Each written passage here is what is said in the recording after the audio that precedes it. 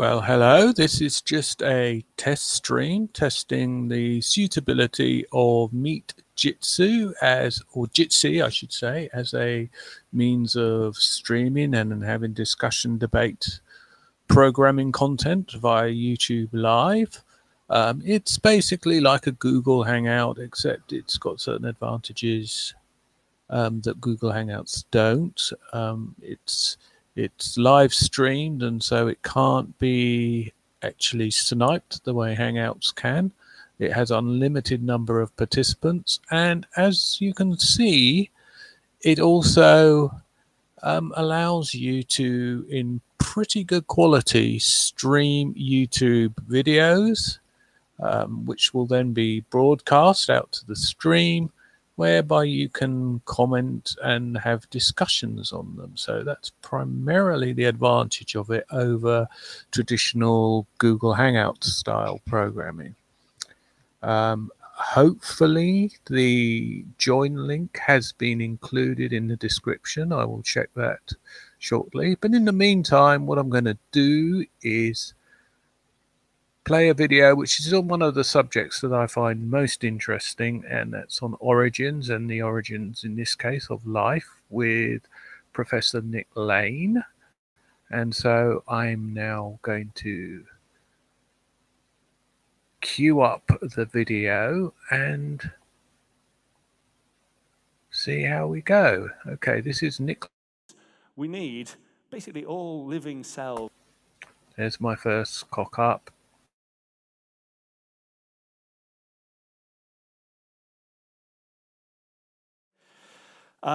It's an honor and a privilege in Len Carrigan's name. My subject doesn't really cross with his in any meaningful way, except that it's basically rationalist. And this is something that's worried me increasingly. I have never really had a particularly strong view on religion. I've tried actually not to be by my own background, I was quite strongly atheist at the age of 16, 17, reading books like Richard Dawkins and so on. And I married a Spanish girl who was educated in a Catholic school. And I realized quite early on, she believes in God, she says. I used to probe her about what on earth she actually believed in, and it became clear that she was going to ditch me if I kept on doing that. So I kind of made a mental note that, okay, I care more about her and I care more about science, and I don't really care very much about religion at all. So I kind of stopped giving people a hard time on the subject of religion. But recently, I got copied in somehow to a Google group about Vedantism. I've never heard of Vedantism, but it's some kind of Buddhist type thing. And there's lots of quantum physicists who are quite interested in this, and the whole thing seems to be spinning on the origin of life. And I've never in my life read so much ignorance. It's shocking what people say while pretending to be well-informed on the subject. And so it's forced me to think, well, hang on a minute, there's so much misinformation being put out there in the name of some kind of scientific form of religion. And this is specifically Vedantism. And so, I mean, at the very least, I want to try and put forward what we think we do know about the origin of life, and it's strictly and purely materialist. And we do not know the answer yet, and you would get very different views from different people standing here and talking to you. I'll give you my views. I'll try and point out where there's disagreements. But essentially, we all feel that we are within touching distance of a coherent understanding of the problem.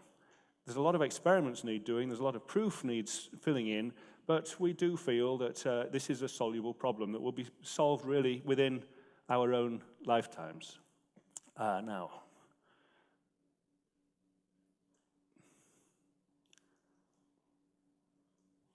good, okay.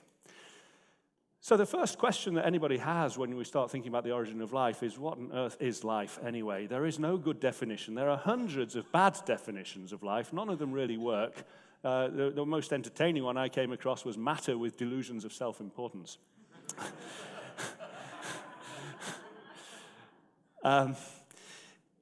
I gave up a while ago trying to define life. I'd rather just describe it. I think there's a degree of physics envy in an attempting a definition which almost seems like a mathematical function that we can put into an equation.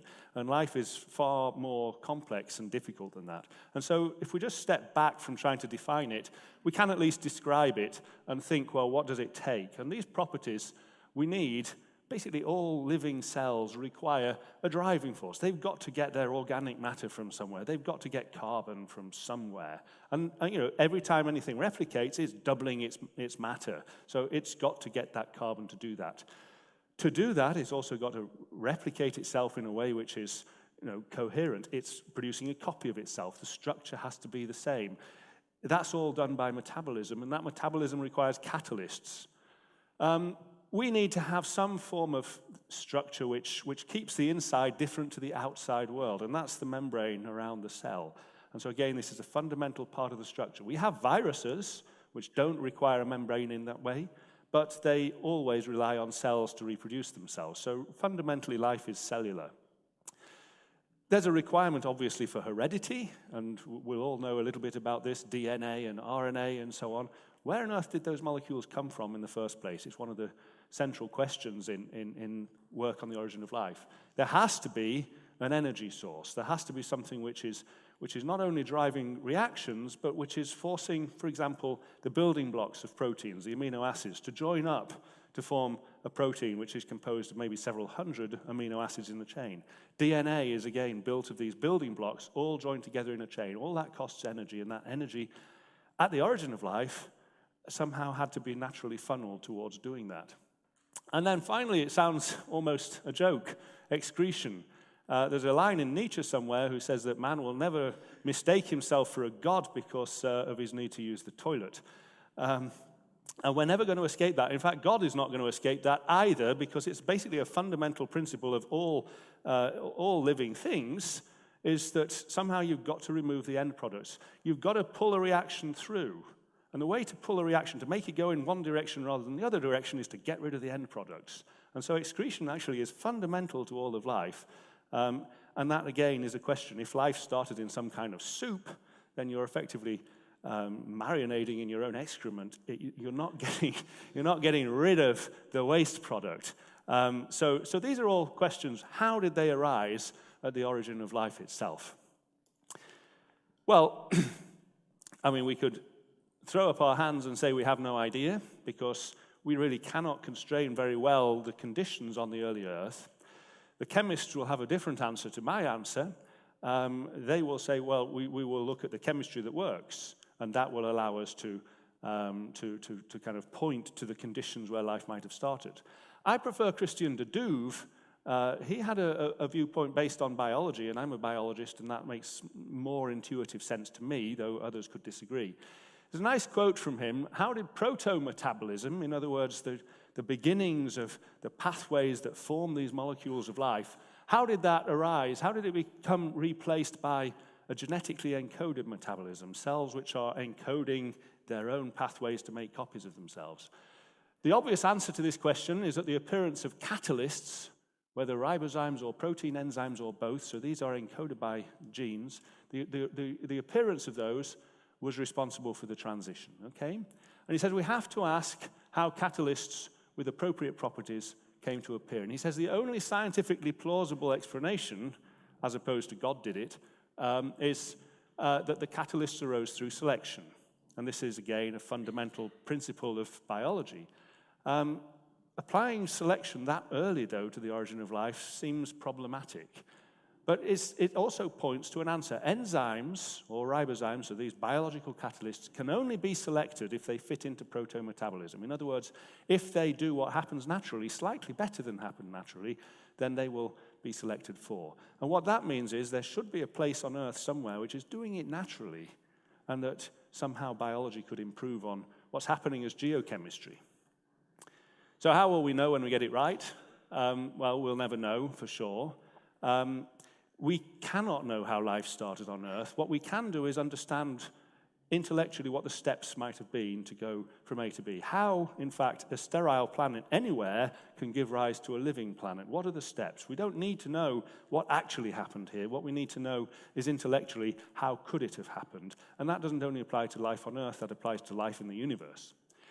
So there's a nice quote from John Archibald Wheeler saying, we'll grasp the central idea of it as so simple, so beautiful, so compelling that we'll say to each other, oh, how could it have been otherwise? How could we all have been so blind for so long? I think that is how we'll know the answer to life on Earth. Jim Watson put it a bit more succinctly. That was about DNA. It was just so pretty, he said. It had to be right. And there he is as an old man gazing on that same double helix of DNA.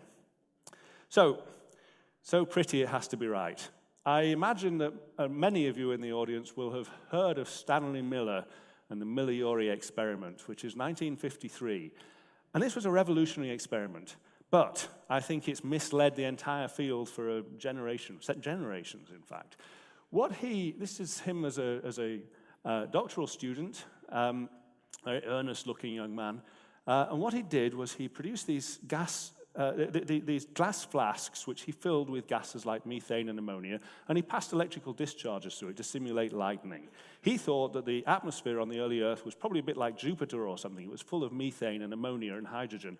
And you flash lightning through that, and you get amino acids, the building blocks of proteins. It was on the front cover of Time magazine in 1953. This was bigger news than DNA back in the 50s.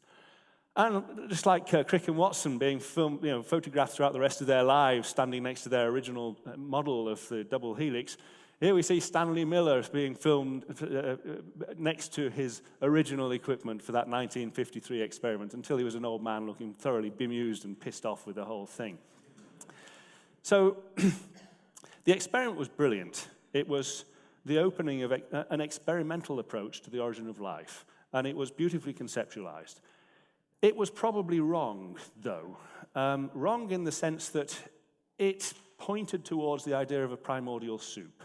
And a primordial soup is one of those words which is just so kind of beguiling somehow. It's a meme. It won't go away. Everybody, can you put your hand up if you've heard of the primordial soup? I mean, just about all of you. And it's the one thing that is still taught in schools. The idea that life might not have started in a primordial soup, but somewhere else, is just doesn't really get through to people. But there's no evidence that it ever existed. There's nothing to contain the reactants. They just dissolve in an ocean, a global ocean. The dilution factor is immense. There's no sustained driving force to make organics appear. The driving force that people talk about, ultraviolet radiation, tends to break down organic molecules as readily as it forms them in the first place. And the other problem is that soup is fundamentally high entropy. It's very disorganized and disordered.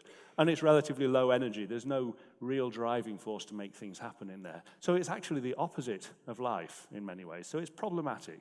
There are still defenders of it out there, but there have also been some wonderful attacks. This is Gunther Wechselshäuser, who came up with a completely revolutionary new idea in the late 1980s. He attacked the prebiotic broth theory, he calls it, has received devastating criticism for being logically paradoxical, incompatible with thermodynamics, chemically and geochemically implausible, discontinuous with biology and biochemistry, and experimentally refuted. You can imagine the creationists just love this kind of thing, scientists having a go at each other. Miller, of course, you can see why he looked so pissed off towards the end of his life, but he gave as good as he got. And this is a reality of science. People do not agree with each other. We agree about a lot of concepts, but we don't agree about the details.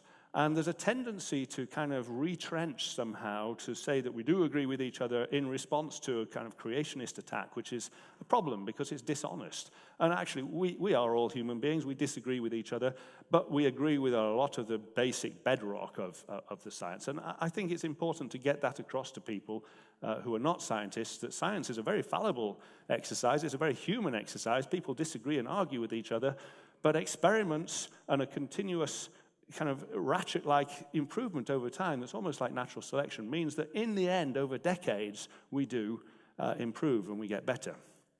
So the environment that Wechselshäuser talked about were these black smokers that were discovered in the late 70s by the Alvin here. I lost a tin of soup down there by mistake, and I left it in. just to show how inconsequential soup is compared to these very, very dynamic and virile environments. But it's easy to think that they don't depend on the sun, that we're 4 or 5 kilometers down at the bottom of the ocean in the inky blackness, and that this is an ecosystem which is as dense as the tropical rainforest. The density of life down there is extraordinary, but it does depend on the sun anyway. And it depends on the sun because they get their energy from hydrogen sulfide bubbling up out of these vents and the oxygen dissolved in the oceans. And so it's the reaction between hydrogen sulfide and oxygen that provides all the energy for them to live. And the oxygen all comes from photosynthesis. And photosynthesis, obviously, is a property of life. So at the origin of life, those vents couldn't have been operating in the same kind of way. Wechtershäuser knew that, and he came up, I won't go through the details of this, but he came up with a very strange setting for the origin of life. He talked about fool's gold, iron pyrites, carbon monoxide, toxic gas, and sewer gas, hydrogen sulfide again, as I've mentioned. These were a very strange view of how the origin of life might have worked. He did a lot of good experimental work, which essentially disproved his own ideas, which is, again, a great thing about science. And this is where we've ended up. It's what I like to think of now as Frankenstein chemistry. It's beautiful chemistry. It works extremely well. It produces a lot of the organic molecules required for life. And so it feels like we've made good progress. But at the same time, it doesn't look anything like life as we know it. So this, I mentioned at the beginning, the Christian de Duve saying that the proto-metabolism, the geological environment, gives rise to metabolism. What we have from 6 decades of experimental work on the origin of life, people talk about cyanide, cyanamide, formamide, cyanosulfidic protometabolism. I won't go through all of these terms, but essentially, to a biologist, it's very alien. No life uses cyanide as a carbon donor or as a nitrogen donor to grow from. In fact, cyanide is going to kill you. So it's a bit odd. But there is a third way, which was discovered really in the late 1980s, and it's called serpentinization. And I showed that picture in the States just after Obama was first elected. And I said the thing that's interesting about it was not the bloke in the foreground, but the wall behind him. It's the United Nations, and the wall is serpentinite or serpentine. I heard this kind of sharp intake of breath from the audience, and I thought, oh God, I've offended the American president, and maybe this is a bit of a boo-boo in the States, but ever since then, everybody seems to be having a go at him anyway. So it's a very simple reaction between olivine, and olivine is a very common mineral. Most of the mantle of the Earth is made up of olivine. It's ubiquitous in interstellar dust. You'll find it on any wet, rocky planet, really. It reacts with water. If you put a lump of olivine in a bucket of water, it will react, but it'll take years and years to get a bubble out of it. It's going to happen much faster at the higher temperatures and pressures down in the mantle of the Earth. But it reacts with water, and it's metamorphosed into serpentinite. And that reaction, very simple, olivine reacts with water, gives serpentinite. It releases hydrogen gas in bucket loads and heat. It's an exothermic reaction. It's releasing heat. This is happening underneath the seafloor. These fluids are bubbling back up because they're warm, they're buoyant. They bubble back up to the seafloor, and they produce this kind of vent, which was discovered in the year 2000. This is Lost City, and they're stunningly beautiful things. They're not like black smokers. They're almost like kind of Gothic cathedrals or something. They're full of ornate doodles of rock. They're really beautiful things. And this is just to distinguish them from black smokers. This is Deb Kelly, who discovered them in the Alvin again, the submersible, in the year 2000. And she's holding a lump of Lost City in her right hand and a lump of a black smoker where you can see the chimney in her left hand. So they're very, very different in appearance. These don't smoke. You could call them really white non-smokers, though that's probably not very correct. They're very different. And at the level, if you cut a slice of it and you look at it, they're actually like a mineral sponge. They're full of micropores. And this guy, Mike Russell, well, he predicted the existence of these vents in 1988, and they were first discovered in the year 2000. So he'd been quite an outsider. He's quite a radical guy anyway, and he made a lot of enemies during that time. But the discovery of Lost City brought his ideas about life starting in these vents really mainstream for the first time. And this was actually a painting in nature, showing him dressed as Erasmus or something, entitled Naissance Man, nascence as in the birth of life, and a play on Renaissance man, as Erasmus was. What he argued, though, is that these vents are electrochemical flow reactors, that you have a labyrinth of pores with catalytic walls, with these reactive fluids saturated in hydrogen gas percolating through, reacting with carbon dioxide from the oceans, driven by proton gradients, and I'll say a little more about that. So just for the last, I think I've got, how long have I got? 10 minutes or so. The last 10 minutes, I want to run through these 6 properties of life and have a look at how they might have arisen in this particular setting. So first of all then, the driving force. The cells that live in these vents today, they're methanogens, which are a very ancient form of life known as the archaea, and also acetogens, which are more conventional bacteria. And they both live from this reaction of carbon dioxide and hydrogen alone. That's all they need. They get all the energy and all the carbon that they need to grow from that reaction of carbon dioxide and hydrogen. They both do it slightly differently. It's what Everett Schock called a free lunch that you pay to eat. So they don't need anything else, really, than that. And you can see that this is theoretical thermodynamics, but don't let it scare you. Essentially, the lower down here you are, the more energy is released. Right at the top where it says 0 there, if you go up above that, then those reactions cost energy. So this is from hydrogen and carbon dioxide. It costs energy to make nucleotides, the building blocks of DNA. It costs energy to make them. But everything down here, and that includes the total cell biomass. So if you start with hydrogen and CO2 at a temperature of around about 50, 75, up to about 125 degrees, so the temperature range that you see in these vents, it releases energy to make total cell biomass. In other words, you start with hydrogen and CO2, they will react together to form everything that's required for a cell, basically cells, which is quite a shocking perspective. It doesn't actually happen because hydrogen and CO2 do not easily react together, but theoretically it should happen. What makes it happen, partly, are the catalysts themselves. So this is the second of these points, the catalysts. Where did they come from? Well, this is a mineral that you find in these vents, or we certainly would have found in those vents before there was any oxygen, called greigite. And these are some of the proteins that the acetogens and the methanogens use to drive that reaction between carbon dioxide and hydrogen. So this just gives an outline of the protein, but inside all of them are these little clusters. They're mineral clusters of iron and sulfur, and sometimes nickel. And it's these, they're basically minerals that the protein has sequestered the mineral, and it's that that's driving these reactions. So the question is, can these reactions be driven using those kind of minerals? We built a small reactor, a benchtop reactor. It's really, Adam Rutherford described it as humble when he came to see it, and it is. But we're able to produce these similar structures, but as they would have been 4 billion years ago with no oxygen around. So this is all inside an anaerobic hood. We can make these crystals of greigite and mckinowite and so on, which are very similar to the ones that life uses. And I'll say a little bit more in a few minutes about the results we get from that, because there's another factor that's required to make carbon, organic carbon. Another question is origin then of heredity.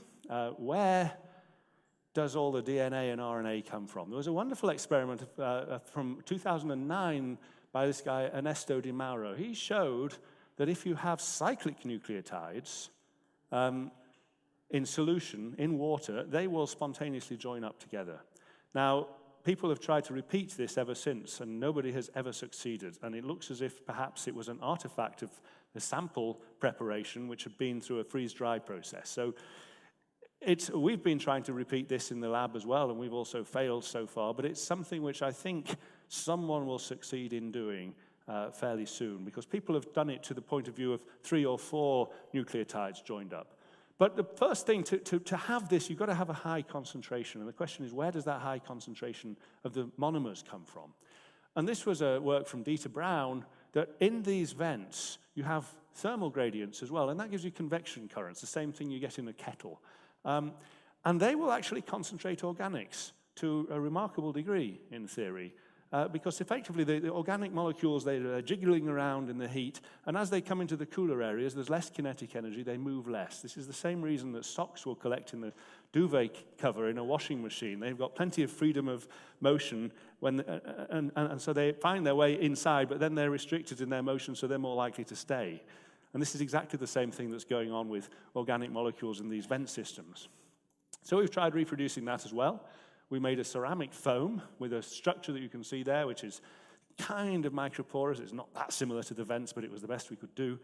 And it fits into the reactor, and we get these temperature gradients with fluids coming in at about 80 degrees, cooler 30, 40 degrees from the sides there. So temperature gradients of 30 or 40 degrees within that reactor. And we tried initially, can we concentrate quinine in this case? So quinine, the same stuff you have in tonic water.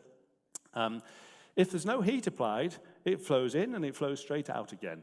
So it's a completely open system. So there's no concentration effect. But if you apply heat, then you get the convection currents going in there, and it begins to concentrate in the cooler parts of it. And these are pellets of quinine that you can see in the middle.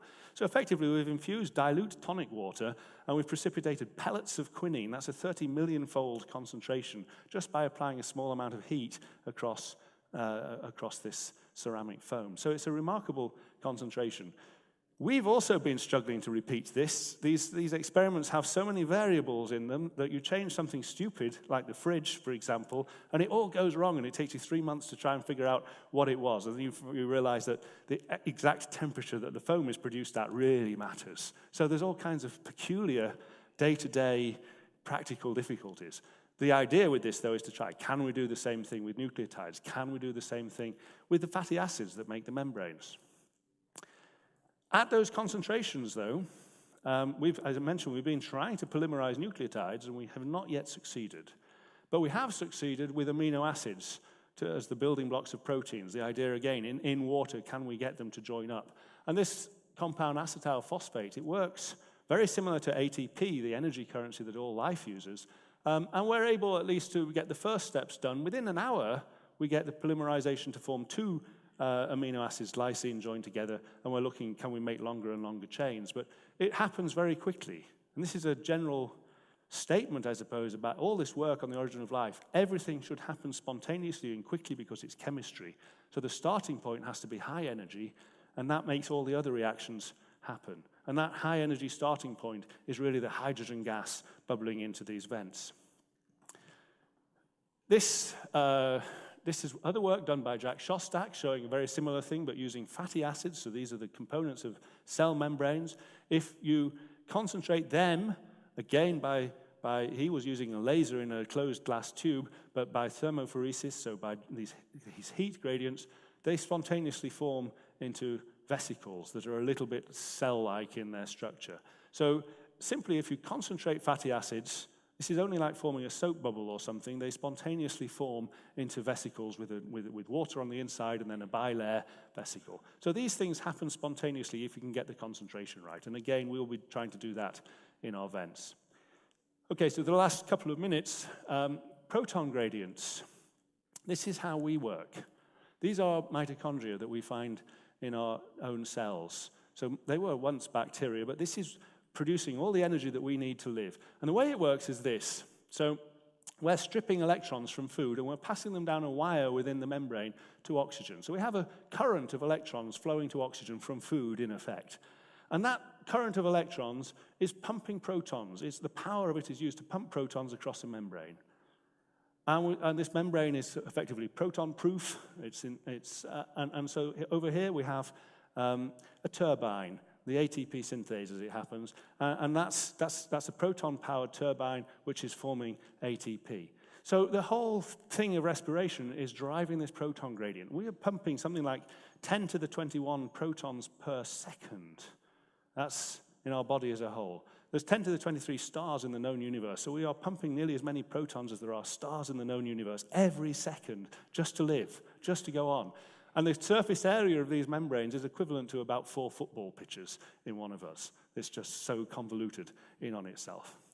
The strange thing is, this is Peter Mitchell who discovered this process in 1961, and it's very, very odd. Nobody guessed that that's how life would work in terms of generating energy. There's a lovely quote, not since Darwin has biology come up with an idea as counterintuitive as those who say Einstein, Heisenberg, or Schrödinger, the great physicists. You know, the DNA double helix, as soon as you see it, you know how it works. It's as Jim Watson said, it's so pretty, it has to be true.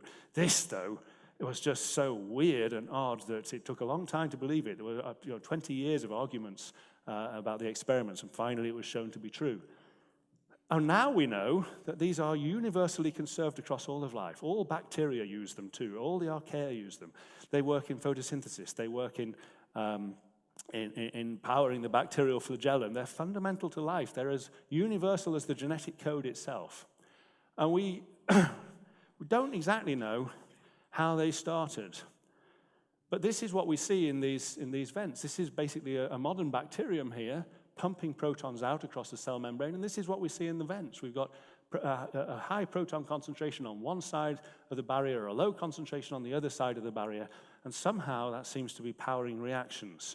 We think it could work essentially like that. Hydrogen is more reactive when it's in alkaline fluids. Carbon dioxide is more reactive when it's in acid, and if we have a semiconducting barrier with these iron-sulfur minerals in the way, we think that that should be driving the reaction between them. And that's what we've been testing in the lab, in the reactor that I showed you. And the first steps, yes, we don't get very much, but this is formaldehyde, which is supposed to be the hardest thing to form. And we are getting, again, within a couple of hours, we're producing quite large amounts of formaldehyde. So we need to look what happens next in a far more systematic way. These, though, are sugars formed from formaldehyde under the same conditions as separate experiments, including ribose and deoxyribose, again, within a couple of hours. So they happen very quickly when you've got the conditions right to drive those reactions. Okay, last one, excretion. So wine is a good example of the problem with excretion, because the yeast which are producing the alcohol, they are inhibited by their own end product, by the alcohol itself, which is why wine will never get above about 15% alcohol. It's an end product inhibition.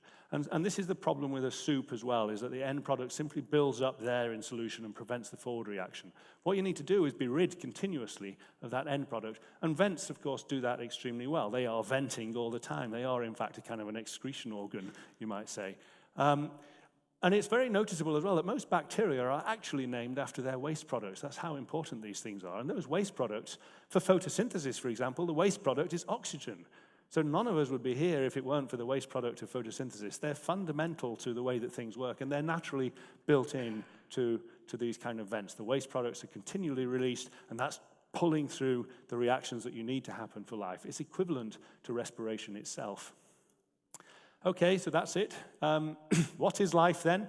I would say it's the emergence of biochemistry from geochemistry, and that certain environments like these alkaline hydrothermal vents provide the right conditions to be driving all of those 6 different aspects that life requires, these features of life. They're all going to happen spontaneously within this system. We don't know the degree to which they do. We don't know the conditions to which they do. We're trying to experiment on it. Our experiments are totally inadequate because we're using a small benchtop reactor made of glass. It's not pressurized. We're trying to, it's this big, and we're trying to compare a vent system down on the bottom of the Earth, which is 60 meters high very often. They could have spread right across the entire floor of the Earth 4 billion years ago, these kind of vents. It's a global scale of experimentation. We can't begin to do that, but we can try to see, do these steps make some kind of sense? Okay, this is the group in the lab who've been doing a lot of the work, but I think my time is up, so I shall say thank you very much. I can answer questions if there are any.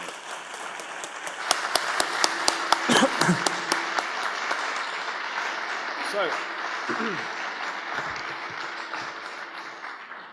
we have just enough time for about 2 questions before Alan comes on. So, who wants to ask some questions? Luke will bring a microphone.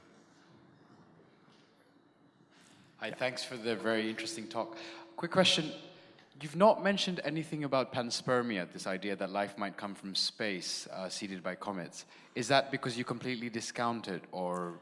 Well, life probably can be delivered from comets. It's perfectly feasible for that to happen. Certainly we know for a fact that lots of chemicals, lots of organic molecules are delivered from space by meteorites. But panspermia doesn't really help anything. It simply says it happens somewhere else and we can't constrain the conditions or the time at all. It effectively makes a claim that somehow life couldn't have started on Earth because there wasn't enough time or something like that. But that's a spurious claim. We have no idea how long it takes. It pushes the problem somewhere else and it defocuses and deconstrains it. I think, as Occam's razor, start with the simplest explanation. Life started on Earth, and we can try and understand what are the conditions required for it. So I think it's a non-answer to the question. And similarly, the delivery of organics from outer space, it happens for sure, but what it does is stock a soup. And the soup has its own problems. And so I prefer to see what does life point to as the possible starting environment and see if we can understand how it could have started in that environment. It may be we prove that it cannot start in that environment, in which case we then turn to panspermia. Any time for one more question? One more question. Anyone have? Excellent. Hello. So if proton gradients are so universal, are you sort of suggesting that chemical compartmentalization is absolutely necessary for life? Yes, I think so. I think that's actually what the chemists have really missed over the last 60 years. You know, any biochemist or cell biologist, or really any biologist, is very intimately familiar with the structure of cells, and they are beautifully structured things. When you get down to bacteria, the tendency is to see it as a kind of a very simple bag with chemicals inside, but it's not nearly that simple. And basically all the interesting chemistry is happening across the membrane in every case. And so this idea of a bag with solution inside, which is how the chemists have tended to see it, is not how the biologists see it. And so the question is that structure there in an environment? And the closest to it that I've seen is these kind of vents, yes. So I think structure's key. A big thank you to Nick. Thank you.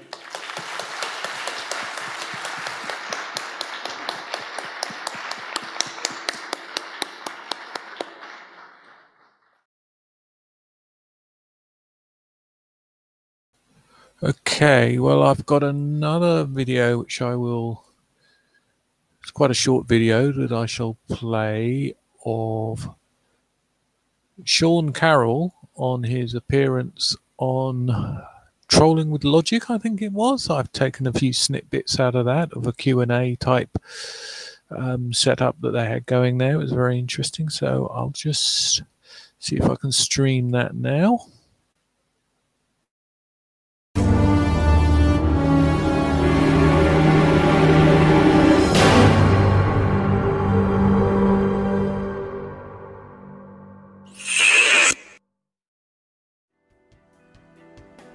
Inflation is this idea that came out in the early 1980s, that if you start the universe in a tiny little patch dominated by what we call like false vacuum energy. In other words, if this little patch is not full of particles bubbling at a different temperature, but it's just a smooth patch of energy, then it can accelerate and expand by an enormous amount, and then convert into ordinary matter energy and leave us with a very hot, dense, smooth, rapidly expanding universe, which is what we had in the early universe, a hot, dense, smooth, rapidly expanding phase. So you can get a universe that just looks like our early universe out of a very simple starting point. And since then, there's been no better model that has come along, certainly, no more promising alternative. And so many working cosmologists take inflation for granted. They assume that inflation must be right because it more or less fits the universe we see, and the theorists have failed in coming up with an alternative that does just as well. On the other hand, also we discovered there are problems with inflation. Number one, getting this initial starting patch of a smooth patch of space is much harder than people originally thought. We don't know how to do that in the first place. Number two, once inflation starts, it seems like it never stops. So instead of giving rise to only our universe, it gives rise to an infinite number of universes that all look different from each other. So instead of predicting uniquely that you should get a universe that looks like ours, it predicts some statistical ensemble of many different universes, and then you have to sort of talk about the probability that our universe looks one way rather than another way, and those probabilities seem to be completely ill-defined. So inflation is still the best game in town. There's no good alternatives. There are attempts, but I would personally say that they're not very good right now. So there's still the looming possibility that there is a correct alternative we just haven't thought of yet. But other than that, inflation, is still the thing that most of us work on.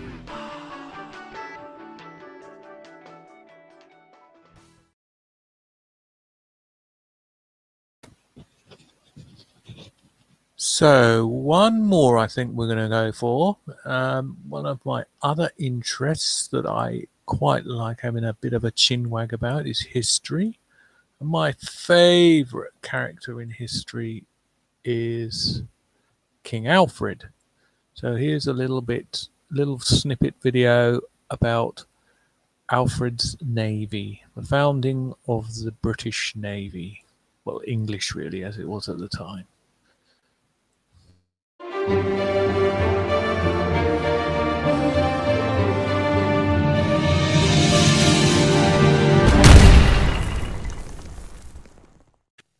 The Anglo-Saxons were already building technically advanced and seaworthy vessels from about the 6th century, undoubtedly using some of the lessons learnt from the Romans, who had only left some 100 years earlier. The burial mounds at Snape, and more famously Sutton Hoo, provide us with a picture of the kinds of ships they were capable of building. One of the biggest problems for the locals at the time were of course the Vikings, who had taken to marauding the south coast from areas they'd settled in East Anglia, Lincolnshire and Yorkshire, and this eventually led to the first recorded naval victory for the English in 897. The Vikings had been carrying out raids, attacking settlements as far west as the Isle of Wight, and King Alfred at the time, beginning to see the situation get out of hand, ordered 9 of his newly built longships, each one apparently an impressive, in fact incredibly impressive if you consider the time, 45 metres long, and with 30 oars on each side, and capable of carrying an additional 100 men, to put a stop to things. The Anglo-Saxon chronicles, unfortunately, don't record exactly where the Viking raid in question was found.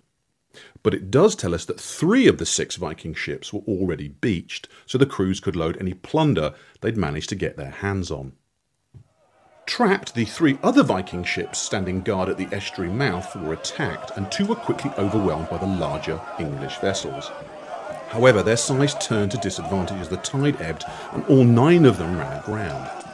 The Vikings, though, as we all know, not one to avoid a fight, counter-attacked the smaller of the 2 groups of stranded English ships. But the size, which had been a problem just earlier, proved too much for the Vikings, and 120 of them were killed in the assault, the Saxons losing half as many defenders. The battered raiders made off with their 3 remaining longships, as Alfred's men would have to wait until the tide turned before being able to refloat. The encounter had been a bruising one for the Vikings, as 2 of the 3 ships came ashore and the crews were captured. Only 1 ship made it around the coast back to East Anglia. It is because of this small coastal action, and mainly because someone bothered to write it all down, who just incidentally happened to be the king's cousin, that Alfred is sometimes referred to as the founder of the navy. It seems after Alfred, the so-called king's ships his successors controlled went through periods of growth and contraction, and at one high point, King Edgar is believed to have been able to muster together as many as 1,000 ships. But fleets of this size were difficult to manage, but more importantly, expensive to maintain. Besides, almost all of the ships, apart from a handful, were owned by nobles, merchants and fishermen, and they often had better things to do than help the king. Gathering the Navy Royal together was as much a political act as it was a military one.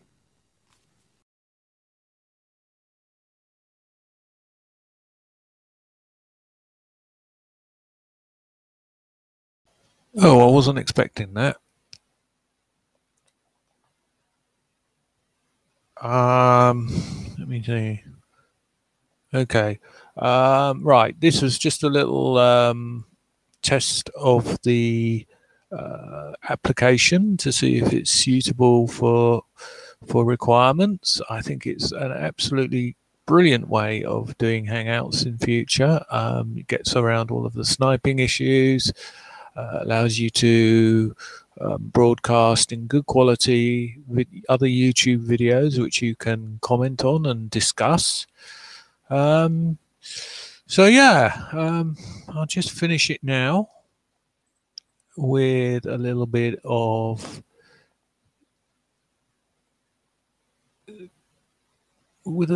music.